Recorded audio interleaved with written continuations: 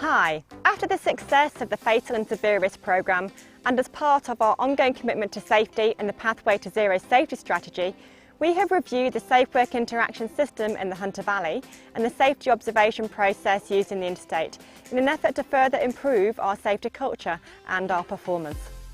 We conducted workshops, interviews and site visits to understand what was working well in both business units and what we'd need to form the company-wide safety program. The end result needed to be consistent across the business, easy to apply and focused on the conversation. Importantly, it also needed to align with our other safety systems like our Just and Fair culture, our ICAM investigations and our hazard and near-miss reporting systems, as well as our safety leadership programs. The result? Safe work interactions. They're built on conversations about safe behaviours and they help us capture data to improve the safety on our network. It enables all team members to engage in two-way conversations about safety, risk and how it affects their work.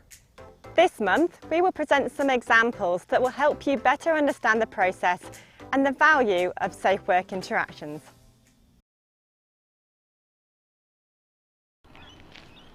Hey Glenn, you got a minute, mate? Yeah, mate, certainly have.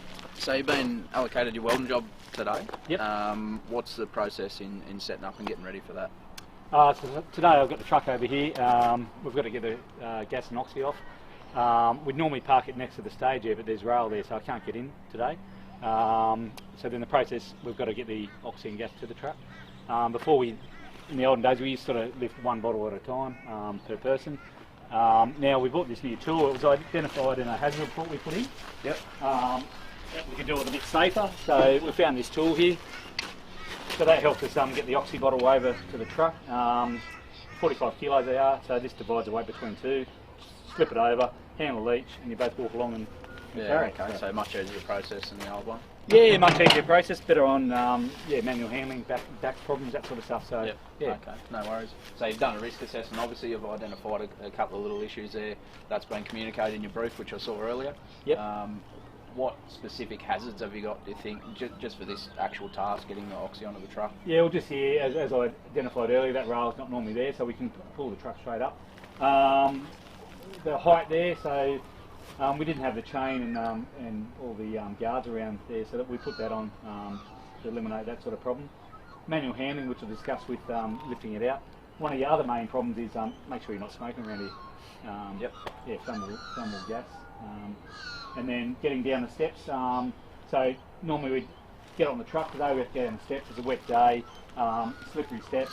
We've got the caution tape and the sort of sandpaper on the step and the handrail. So, and then we get it into the truck and put it on the crate. So that new device, obviously you can do it single-handedly, but it's better with two people, especially today when you're going down the steps. Yeah, we prefer to use two, but with that device, it's down low. You can carry a bottle not quite comfortably, easy, without the problems that you used to have without it. Cool. So once it's on the truck, what's the process there? It looks like you've got a crate there to carry them? Yeah, so it goes in the crate, gets strapped down. When we travel, we make sure none of the gauges are on. That's illegal, so you can't do that.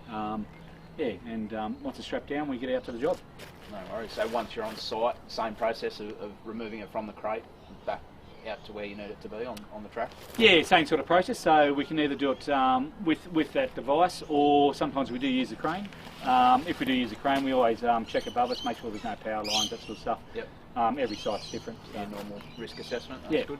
Okay, what about the hoses and stuff? Is there any checks on the hoses before you actually get them going? Yeah, so all the hoses and the gauges, when we put them on, we check them all. I've got a bottle of detergent water we spray on everything, so make sure there's no leaks, because that's a big problem in welding. And then we check the dates on the flashback arresters, on the gauges. They're going to be inspected every 6 months, so we just make sure they're in date and all our hoses are in working order.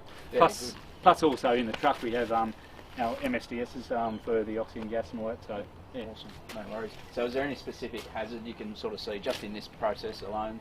Any specific stuff that you guys concentrate on? Yeah, well the manual handling was a big one, which we've sort of eliminated any sort of manual handling problems by getting that new device. And just getting onto the truck, just watching your step and that sort of stuff. So no worries. Mate, is there anything I can do as your manager to help this process specifically? I think we brought up the new invention just recently. We discussed, which is our welding pants. being flame retardant. Yep. And being able to wear with boots without the laces. Similar to yours, not mine, so mine have got the laces there, but yours are good to wear with them. Yep. So by wearing them, we eliminate the spats, which is helps in summer, like less heat and that sort of stuff, and less gear to carry. Yep. So, all right, no worries. All right, well, I'll let you go. I know you've got plenty to do. Yep. Be safe out there. No worries. Let me know if you need anything. Righto, thanks. As you've just seen, Safe Work Interactions are an opportunity for everyone across our organisation to understand what really works and what really doesn't, and how the life-saving behaviours influence the work we do to create a safer workplace. Safe Work Interactions allow everyone to engage in a two-way conversation about safety, risk and the effect on their work. It's an opportunity to identify what's being done well and to reinforce that behaviour, and to understand what we can improve on to make everyone safer. Remember, Safe Work Interactions are another opportunity to gain insight from your team about what truly works to reduce safety risks. Thanks for joining us.